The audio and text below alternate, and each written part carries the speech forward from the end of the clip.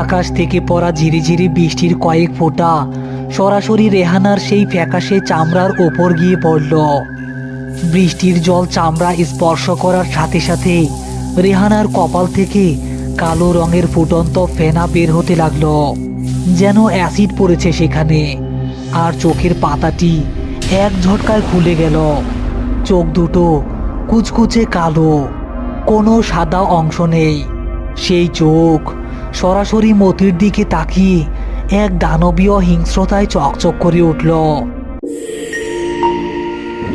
আষাঢ় মাসের মেঘলা রাত, কোনো বাতাস নেই, কিন্তু অবিরাম ঝিরঝির করে বৃষ্টি পড়ছে। বৃষ্টির শব্দে চারপাশ একঘেয়ে ঝুমঝুম আওয়াজে মুখর। কাদায় পা ডুবিয়ে শাহাবুদ্দিন আর মতি দাঁড়িয়ে আছে কাদের শিকদারের কাছারি ঘরের বারান্দায়। তাদের সামনে রাখা বাঁশের খাটিয়ার উপর শোয়ানো একটি লাশ। লাশটি সাধারণ সাদা কাফনের কাপড়ে নয়, বরং কুচকুচে কালো রঙের তেলতেলে মোমজামা দিয়ে মাথা থেকে পা পর্যন্ত মুড়ি দিয়ে বাঁধা। শাহাবুদ্দিন ভাই, আমার মা রেহানা 2.5 দিন ধইরা ছটপট কইরা মরছে। ডাক্তার কইছে জলাতঙ্ক রোগ। মরণের সময় সে এক ফোঁটা পানিও সহ্য করতে পারে নাই, তাই তারি মোমজামা দিয়া বাইন্দা রাখছি। শিকদার সাহেব, লাশ তো দাফন করতেই হইব, কিন্তু এই বৃষ্টির দিনে মোমজামা খুলমু কেমনে? আর কবরের স্থানে তো পানি জমা গেছে। খবরদার মোমজামা খুলবা না। দাফন করার আগ পর্যন্ত এই কাপড়ের উপর যেন বৃষ্টির এক ফোঁটা পানিও না পড়ে। সে পানি সহ্য করতে পারে না। পানি গায়ে পড়লে সে বড় অশান্তি করব। এই নেও 5,000 টাকা, কাম শেষ কইরা আইসা আরো পাইবা। উস্তাদ, রাইত বাড়তাছে, বৃষ্টিও থামার লক্ষণ নাই। চলেন ধরি। পানি ডরে মানুষ মরে শুনছি, কিন্তু মরা মানুষ যে পানি ডরায় এই প্রথম শুনলাম। তারা দুজনে মিলে কাঠিয়াটা কাঁধে তুলে নিল। কাদের শিকদার দ্রুত বাড়ির ভেতরে গিয়ে দরজা বন্ধ করে দিল। বাইরে শুধু রয়ে গেল ঝিরিঝিরি বৃষ্টি আর 2 লাশবাহকের পায়ের নিচে কাদার চপচপ শব্দ। তারা হাঁটছে পিচ্ছিল মাটির রাস্তায়। খালি পায়ে হাঁটা কঠিন হয়ে পড়ছে। মতির মাথায় একটা জীর্ণ ছাতা, আর শাহাবুদ্দিনের এক হাতে হ্যারিকেন, অন্য হাতে খাটিয়ার বাঁশ ধরা। বৃষ্টির ফোঁটাগুলো যখনই কফিনের মোমজামার ওপর পড়ছে, তখনই এক অদ্ভুত শব্দ হচ্ছে, যেন কোনো জ্বলন্ত কয়লার উপর পানি ঢালা হচ্ছে। উস্তাদ, কুয়াশা নাই, কিন্তু চারপাশটা কেমন জানি ধোয়া ধোয়া লাগতাছে। আর এই লাশের শরীর থেকে কি গরম ভাব বাইর হইতাছে নাকি? আমার কাঁধের দিকে গরম তাপ লাগতাছে। কথা কম কমতি, মুখ বন্ধ রাখলে শরীরে জোর পাওয়া যায়। বৃষ্টির পানি থেকে হ্যারিকেনটা বাসা। আলো নিবলে এই পিচ্ছিল রাস্তায় পথ চলা যাইব না। হঠাৎ করে খাটিয়ার ভেতর থেকে একটা চাপা শব্দ শোনা গেল। কেউ যেন খুব দ্রুত এবং জোরে জোরে নিঃশ্বাস নিচ্ছে, ঠিক যেভাবে একটি তৃষ্ণার্ত কুকুর পানি না পেয়ে ছটফট করে। উস্তাদ, শুনলেন? লাশের ভিতর থেকে কেমন যেন শব্দ আইতাছে। জ্যান্ত মানুষও তো এমন কইরা নিঃশ্বাস নেয় না। সোজা সলমতি, লাশ জলাতঙ্কে মরলে তার শরীরে কিছু জীবাণু থাইকা যায়। বাতাস ঢোকার কারণে এমন শব্দ হইতে পারে। ভয় পাইস না তুই। তারা এখন একটি পুরনো শ্মশানঘাটের পাশ দিয়ে যাওয়া মাটির রাস্তায়। রাস্তার এক পাশে গভীর খাদ, অন্য পাশে বিলের পানি। হঠাৎ এক ঝলক দমকা হাওয়া এসে মতির হাতের ছাতাটা উল্টে দিল। একই সাথে বাতাসের ধাক্কায় কফিনের মাথার দিকের মোমজামার একটি জোর ছিঁড়ে গেল। উস্তাদ, বাতাসে তো ছাতা ভাঙা গেল, মোম জামাতেও তো ফাটল ধরছে। শাহাবুদ্দিন লণ্ঠনটা উঁচিয়ে দেখতে গেল। সে দেখল ছিঁড়ে যাওয়া অংশ দিয়ে রেহানার ফ্যাকাশে কপাল এবং চোখের একাংশ বেরিয়ে এসেছে। আকাশ থেকে পড়া ঝিরিঝিরি বৃষ্টির কয়েক ফোঁটা সরাসরি রেহানার সেই ফ্যাকাশে চামড়ার ওপর গিয়ে পড়ল। বৃষ্টির জল চামড়া স্পর্শ করার সাথে সাথে রেহানার কপাল থেকে কালো রঙের ফুটন্ত ফেনা বের হতে লাগলো, যেন অ্যাসিড পড়েছে সেখানে। আর চোখের পাতাটি এক ঝটকায় খুলে গেল। চোখ দুটো কুচকুচে কালো, কোনো সাদা অংশ নেই। সেই চোখ সরাসরি মতির দিকে তাকিয়ে এক দানবীয় হিংস্রতায় চকচক করে উঠল।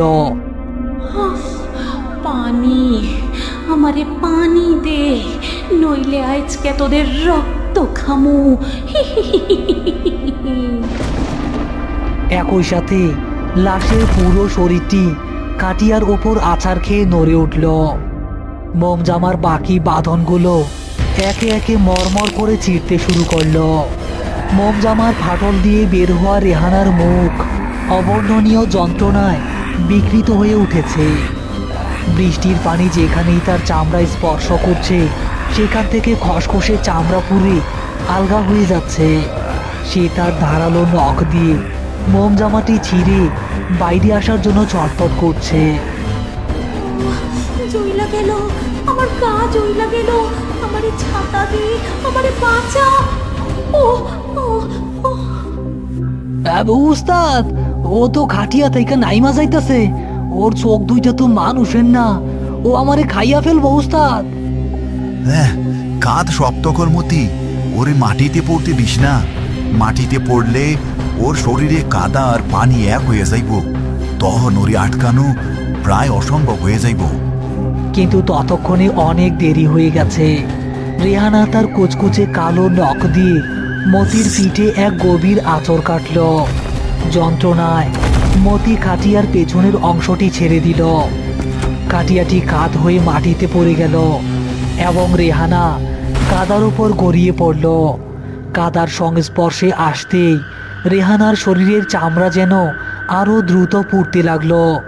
সে সোজা হয়ে দাঁড়াতে পারল না, বরং একটি ক্ষিপ্ত কুকুরের মতো চার পায়ে ভর দিয়ে কাদার ওপর দিয়ে অস্বাভাবিক দ্রুত গতিতে তাদের দিকে এগিয়ে আসতে লাগলো। তার মুখ থেকে কালো লালা ঝরছে। মতি, গোরস্থানের দিকে দৌড়া, এইখানে থাকলে ও আমাদের রক্ত চুষে খাইব। দৌড়া জলদি।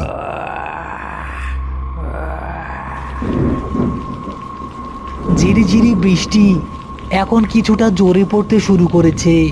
পুরো গোরস্থান কাদায় ঠিক ঠিক করছে। কাদের শিকদারের খুঁড়ে রাখা কবরটির ভেতর বৃষ্টির পানি জমে প্রায় 1 হাত পানি উঠে গেছে। শাহাবুদ্দিন আর মতি হাঁপাতে হাঁপাতে কবরের পাশে এসে দাঁড়ালো। পেছনেই শোনা যাচ্ছে কাদার ওপর দিয়ে কোনো ভারী কিছু টেনে আনার খসখস শব্দ। উস্তাদ, কবরে তো পানি জমছে। ও তো জলাতঙ্কের মরা। ও এই পানিতে কেমনে নামবো? ও আমাদের এইখানে মাইরা ফেলবো উস্তাদ। মতি, ভয় পাইস না। পানি যেমন ওর শত্রু, আগুনও তেমন ওর শত্রু। এই সুন পানিতে পড়লে তপ্ত হইয়া উঠব। তুই কবরটার দিকে নজর রাখ। ঠিক তখনই ঝোপঝাড় ভেঙে রেহানা তাদের সামনে এসে দাঁড়ালো।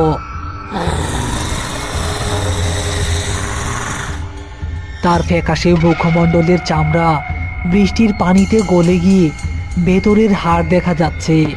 সে এক বিকট গর্জন করে মতির ওপর ঝাঁপিয়ে পড়তে চাইল। শাহাবুদ্দিন একটা বিকট চিৎকার করে একটা পুটলির ভেতর থেকে চুন আর ছাই রেহানার মুখের ওপর ছড়ে মারল। ইয়া আল্লাহ! শুকনো চুন রেহানার ভেজা মুখে এবং চোখে পড়ার সাথে সাথে রাসায়নিক বিক্রিয়ার তীব্র ধোঁয়া উঠতে শুরু করলো। রেহানা যন্ত্রণায় নিজের মুখ চেপে ধরে মাটিতে লুটিয়ে পড়ল। তার মুখ থেকে এক নরকীয় আর্তনাদ বের হতে লাগলো।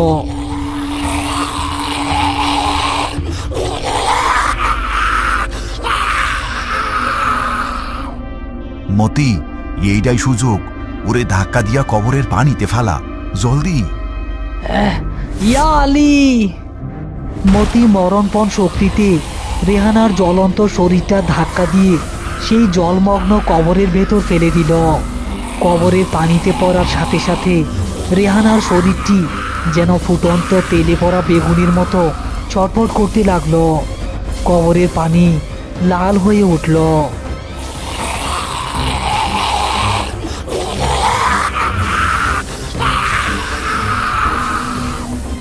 কবরের ভেতরের পানি রেহানার ছটপটানির চোটে চারদিকে ছিটকে পড়ছে। রেহানা পানির নিচ থেকে তার কালো হাত দুটো ওপরে বাড়িয়ে দিয়ে তাদের পা টেনে ধরার চেষ্টা করছে। মাটি বেমতি, কাদা মাটি চাপা দে, ওর মুখ বন্ধ কর। তারা দুজনে পাগলের মতো কোদাল দিয়ে চারপাশের ভেজা কাদামাটি কবরের ভেতর ফেলতে লাগলো। কাদা পড়ার সাথে সাথে ভেতরের গোংরানি শব্দটা আস্তে আস্তে দম বন্ধ হয়ে আসার মতো শোনা গেল। প্রায় আধা ঘন্টা চেষ্টার পর তারা কবরটি পুরোপুরি মাটি দিয়ে সমান করে দিল এবং ওপরে ভারী ভেজা কাঠ চাপা দিয়ে দিল। হ্যাঁ, উস্তাদ, শেষ হইছে? ও আর উইটা আসবো না তো? হ্যাঁ, বৃষ্টির পানিতে ওর শরীরের অপবিত্র অংশ গইলা শেষ হইয়া গেছে, ও আর উঠতে পারবো না। কিন্তু আমাদের পাওনাটা চোকাইতেই হইব।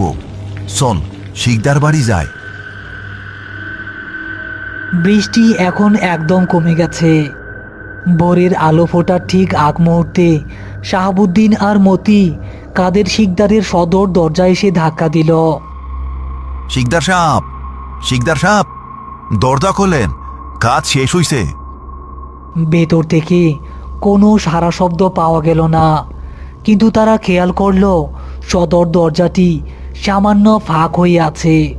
মতি আলতো করে ধাক্কা দিতেই দরজাটি খুলে গেল। উঠানে পা রাখতে তাদের চোখ গেল মাঝখানের কুয়া বা পানির ইদারার দিকে। ইদারার পাশে কাদের শিকদারের ছাতাটি পড়ে আছে, আর ইদারার ভেতরের পানির ওপর কাদের শিকদারের মৃতদেহটি উপর হয়ে ভাসছে।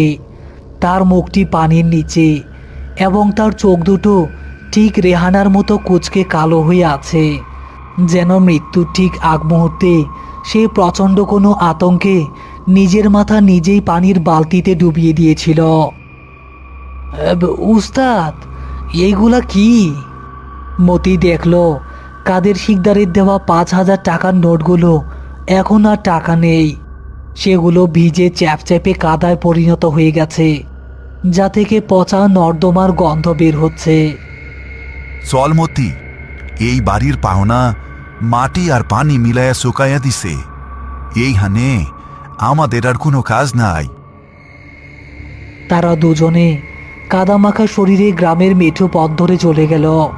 পেছনে শুধু রয়ে গেল কাদের শিকদারের শূন্য বাড়ি আর ঝিরিঝিরি বৃষ্টির শেষ ফোঁটাগুলো।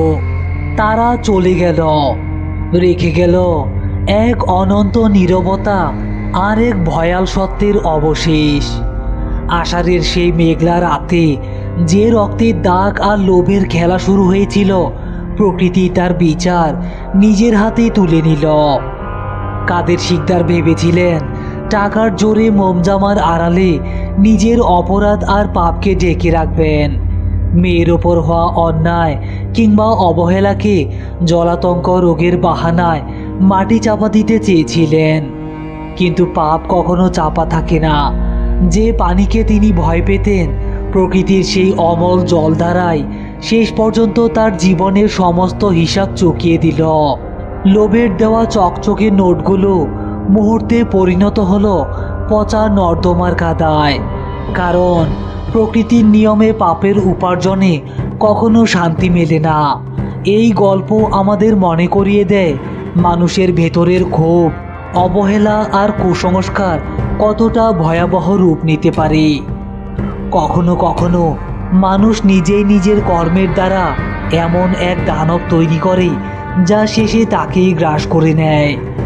আজ রাতের এই ভৌতিক অভিজ্ঞতা কেবল দুটি লাশবাহকের গল্প নয়, এটি কর্মের ফল এবং প্রকৃতির নির্মম প্রতিশোধের এক জীবন্ত দলিল। চারপাশের অন্ধ কুসংস্কার আর লোভের অন্ধকার থেকে আমাদের নিজেদের মুক্ত রাখতে হবে। মানুষের ভেতরের আসল মানুষটি যেন কখনো হারিয়ে না যায়।